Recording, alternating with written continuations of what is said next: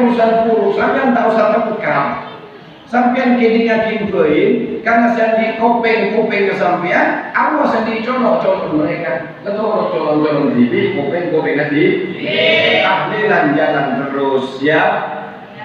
Maulidan jalan terus, sholawatan jalan terus, karena semua ini ada tuntunannya dari ulama-ulama kita terdahulu. Insya yang penting seakor, jangan sampai engkau, jangan sampai kemudian jelek menjelekkan, jangan saling mengkafirkan, biarkan berjalan bersama-sama di bumi pertiwi Indonesia Raya. Insya Allah hidupnya akan berkah. Ini disebut dengan rahmatan lil alamin. Kenapa tak boleh baca tahlil? Boleh. Tahlil itu kalimat la ilaha illallah. Haram dengan tahlil? Enggak. Lepas tak boleh? Saya tak boleh tahlilan. Ini kerepot. Boleh? Boleh. Saya tak boleh? Molotan. Salawat? Boleh. Saya tak boleh? Salawatan pun. Boleh iya. Kotan oleh, saya tak oleh, kotan. Mau dia kato, oleh, saya tak oleh, katoan. Oh cuma ditambah aja kok susah. Sudah jalankan saja masing-masing. Yang penting saling menghargai, saling menghormati, sama-sama punya imam, sama-sama punya guru. Insya Allah. Saudaraku yang dimuliakan oleh Allah. Maka kencerna oleh sesenang mengkudarkan oleh Rasulullah SAW ini kejaminan sumsaran muslim menjina man Allah maulidi kuntu lahu syafi'an yaumil qiyamah. Siapa orang yang senang di dalam mengagungkan hari akan kelahiranku, maka aku yang akan memberikan syafaat kelak di yaumil qiyamah. Saudaraku yang dimuliakan oleh Allah Subhanahu wa taala. Oleh karena itu, jadikan momentum maulidnya Nabi Muhammad SAW ini adalah hari-hari di dalam bulan Rabiul Awal yang dimana setiap harinya kita munculkan dan hidupkan lagi sunnah Nabi Muhammad SAW.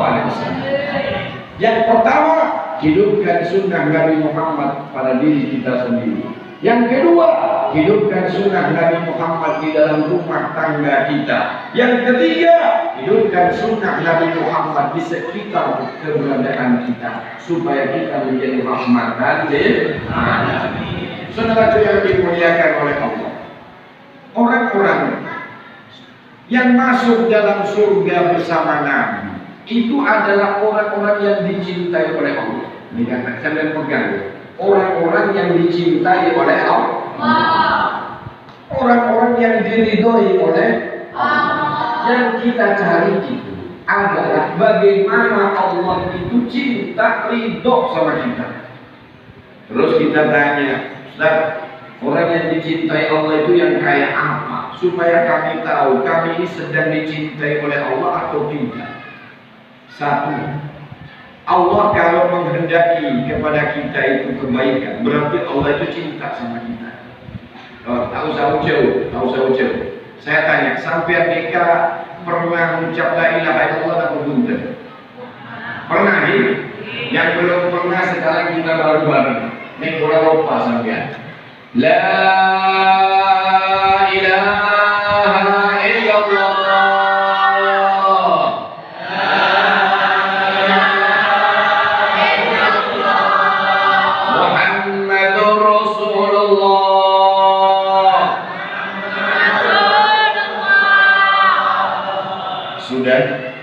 Sudah, saya tahu berapa gejala, berapa balasannya.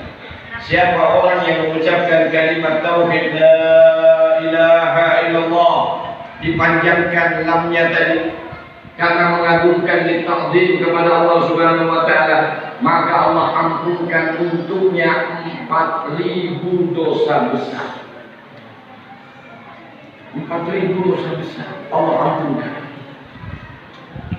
Berapa jumlahnya Anda tahu? Mudah-mudahan semuanya berkah insyaallah.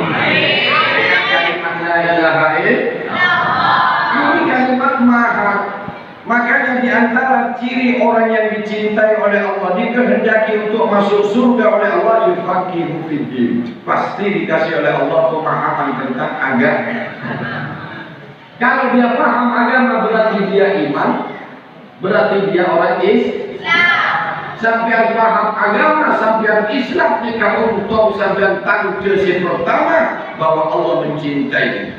Kedua, ulang tanya ke sampean. Sampai pernah sujud kenapa bunten? Pernah sujud? Maksud tak berjaya buah? Pernah? Pernah? Sering apa jalan? Alhamdulillah, kalau orang di sini Pak Camat semuanya insya Allah rajin sembahyang. Bahkan belum masuk waktunya sudah sembahyang mereka. Hebat yang bintang. Saya konek, cek saya pernah sampai sujud sekali yang pernah sujud sekali saja. Ini kata dikencur sampai, tetapi sebut sampai masuk dengan suatu Allah Subhanahu Wa Taala. Sayyidina Umar bin Khattab itu macam itu adalah orang yang sangat tahu betul tentang makna dan keistimewaan orang-orang yang kenapa nih kecaman? Hah? Apa Pak namanya Pak? Jidat. Dahi, dan orang yang betul apa? Dahi. Pernah sujud kepada Allah. Sayyidina Umar sangat tahu tentang makna itu. Apa kata Sayyidina Umar? Ketika dikasih tahu sama orang, kata Umar, siapa yang tadi menusuk saya? Karena Sayyidina Umar kan ditusuk orang, ditusuk sama orang kafir. Siapa yang telah menusukku dan membunuhku? Kata orang kafir ya, orang Yahudi, orang kafir. Alhamdulillah, kata Allah. Sambil dengerin baik-baik. Alhamdulillah.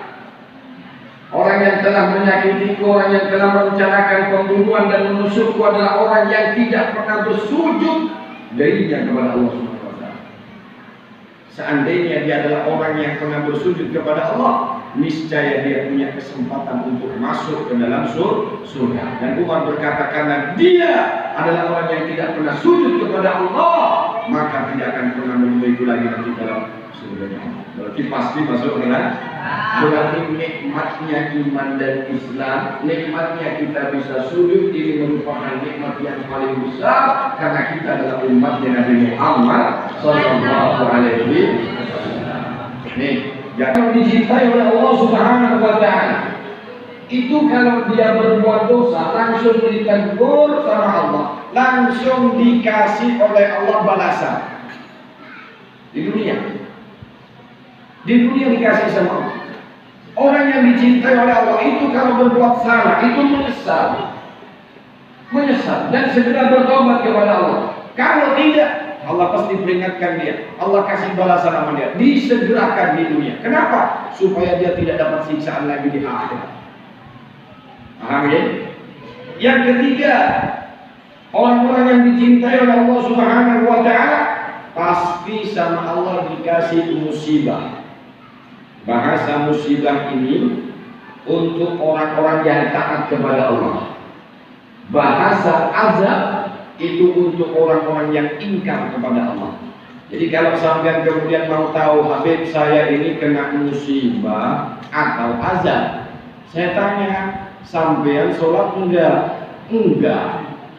Sampean puasa apa punten? Punten. Sampean sedekah apa enggak? Enggak. Oh, itu benih musibah bro. Itu namanya azab. Tapi kalau sampai saya tanya sholat, puasa, nyakinunan, boleh sama orang, tidak pernah ujian, berarti sampean bakalan naik pangkat. Tidak ahabballahu li'abdan ibtila'uhu. Kalau Allah sudah mencintai kepada hambanya, pasti Allah akan berikan dia ujian supaya naik pangkat derajatnya di sisi Allah Subhanahu wa Ta'ala. Ada yang bini soleha, bagus orangnya, setia luar biasa, perhatian kasih laki, tapi ambil laki enak setan. Laki tak pernah lembut, jahat, keburuk ketemor cuma gaya-gaya. Apa ini azab? Bukan, itu musibah. Doakan saja mudah-mudahan suamimu itu cepat mati. Seperjakan hidup ya. Seperjakan hidup tapi mati. Nih namanya musibah. Kalau Allah itu memang sayang sama kita, tandanya sampai presiden berikut Allah satu. Laisa berbagai kasus melawan. Tidak ada yang bisa melawan orang-orang yang sabar. Sudahlah sabar saja. Kenapa Ustaz? Kalau orang sabar itu kok tidak ada lawannya? Iya. Orang sabar selalu menang. Iya. Kenapa? Karena dia bersama dengan Allah. Inna Allaha ma'as. Nah kalau dia sama Allah, siapa yang melawan dia? Dia sabar. Lihat saja sudah. Coba saya lihat sabar saja. Tidak ada orang yang bisa mengalahkan orang sabar. Saya lihat dia apa-apain, sabar aja. Sabar jalankan perintah Allah. Sabar menjauhi larangan Allah. Sabar dengan ujian dan musibah yang diberikan oleh Allah. Sabar dengan perlakuan makhluk kepadamu. Sabar. Suatu saat Allah akan tunjukkan bahwa engkau adalah pemenangnya di muka bumi, bahkan di akhirat kelak. Amin ya Rabbal alamin. Jadi selain baca, ojo dibungkus sih. Kalau belum pensiun, tidak punya jabatan, makin disayang sama umat, makin disayang sama rakyat. Kenapa? Karena ketika dia menjabat, dia adalah orang-orang yang sabar menolong umat, menolong rakyat. Insya Allah. Yang kelima, orang yang dicintai oleh Allah itu tandanya kata Nabi dimudahkan untuk berbuat amal soleh. Sahabat katanya ke Rasulullah, apa maksudnya ya Rasulullah? Begini katanya. Sampai memperoleh yang orang saya dicintai oleh Allah itu nanti lihat di penghujung hidupnya, di akhir hayatnya. Dulu itu tidak karu-karuan, tapi menjelang sudah mau mati tobat. Dulu tidak pernah dekat dengan ustadz, kiai, ulama, habaib, tidak pernah. Tapi menjelang sudah tua dekat dengan kiai. Menjadi orang yang dermawan, baik kepada tetangga, baik kepada teman, luar biasa amalnya. Lalu meninggal dia dalam kebaikan. Ini namanya orang-orang yang dicintai oleh Allah. Makanya kita minta kepada Allah, ya Allah biha, ya Allah biha, ya Allah bihusnil khatimah. Minta kepada Allah kebaikan di akhir hayat kita, insya Allah. Saudaraku yang dimuliakan oleh Allah,